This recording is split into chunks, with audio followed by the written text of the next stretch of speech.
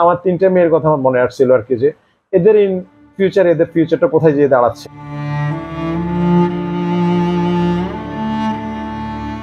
তিন ছোট্ট মেয়েকে নিয়ে বলতে গিয়ে এভাবেই আবেগাপ্লুত হয়ে পড়েন বাবা জাহাজের ইঞ্জিন ফিটার মোহাম্মদ সালেহ আহমেদ।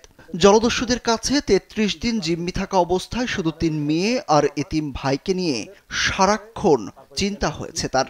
তিনি আর ফিরতে না পারলে কি হবে তার ৩ মেয়ের ও ছোট ভাইয়ের, সেটি চিন্তাই ছিল মোহাম্মদ সালেহ আহমেদের।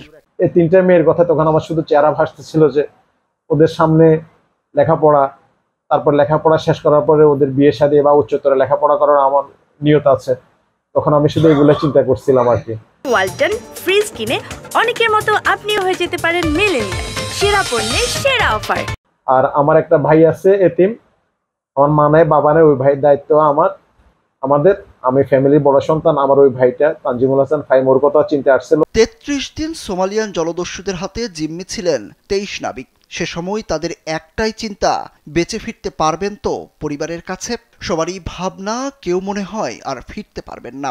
এমন পরিস্থিতি তৈরি হয়েছিল যা অনেকটা মৃত্যুকূপ। জলদস্যুদের কাছে বন্দী থাকার সেই বিভীষিকাময় দিনের কথা স্মরণ করে কালবেলার কাছে কথাগুলো বলছিলেন নোয়াখালীর চাটখিল উপজেলার নোয়াখলা ইউনিয়নের সিংবাহুড়া গ্রামের engine fitter Mohammad Saleh Ahmed. But যখন ওরা আমাদেরকে ক্যাপচার করতেছিল আর কি, জিম্মি দশার বিভীষিকাময় সময় স্মরণ করে কান্নায় ভেঙে পড়েন মোহাম্মদ সালেহ আহমেদ।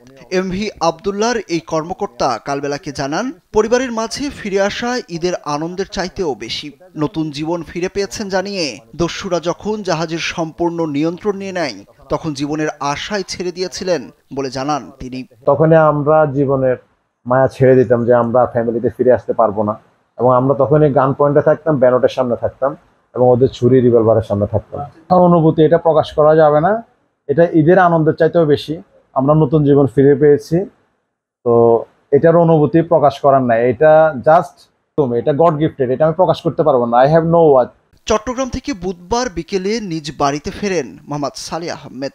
বাড়িতে আসার পর তাকে বরণ করে নেন স্বজনরা। সৃষ্টি হয় এক আবেগঘন পরিবেশের। ছোট্ট মেয়েরা বাবাকে পেয়ে যেন আনন্দে আত্মহারা। আলহামদুলিল্লাহ, আব্বু আসার পর অনেক ভালো লাগতেছে। সকল প্রশংসা একমাত্র আল্লাহর কাছে প্রশংসা করি। আর KSRM গ্রুপ, বাংলাদেশ সরকার, সবাই, পররাষ্ট্রমন্ত্রী, সবাইকে ধন্যবাদ আমার আব্বুকে আমার কাছে ফিরিয়ে দেওয়ার জন্য। খবর পেয়ে উপজেলা নির্বাহী কর্মকর্তা শেখ এহসান উদ্দিন ফুল নিয়ে দেখা করতে আসেন সালেহের বাড়িতে।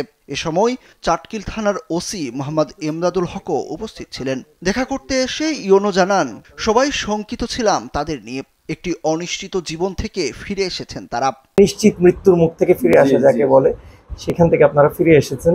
এই জন্য আপনাদেরকে আসলে ওয়েলকাম ব্যাক, শুভকামনা এটার জন্য। এবং আশা করি এটা দ্বিতীয় জীবন, এই দ্বিতীয় জীবনটি আরো পুনর্গঠিত হবে। সুন্দর একটি জীবন আপনাদের জন্য কামনা করছি। আমরা খুবই খুশি যে আপনারা সবাই সুস্থভাবে ফিরে এসেছেন। 4 ভাই ও 1 বোনের মধ্যে মোহাম্মদ সালেহ আহমেদ সবার বড়।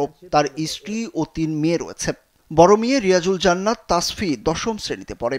মেজ মেয়ে ফাহমিদা একই বিদ্যালয়ের 6ষ্ঠ শ্রেণীর ছাত্রী। আর ছোট মেয়ে হাফসা বিনতে সালেহার বয়স মাত্র 3 বছর। আর উনি অনুভূতিটা পাবেন। সুরজ আহমেদ, কালবেলা।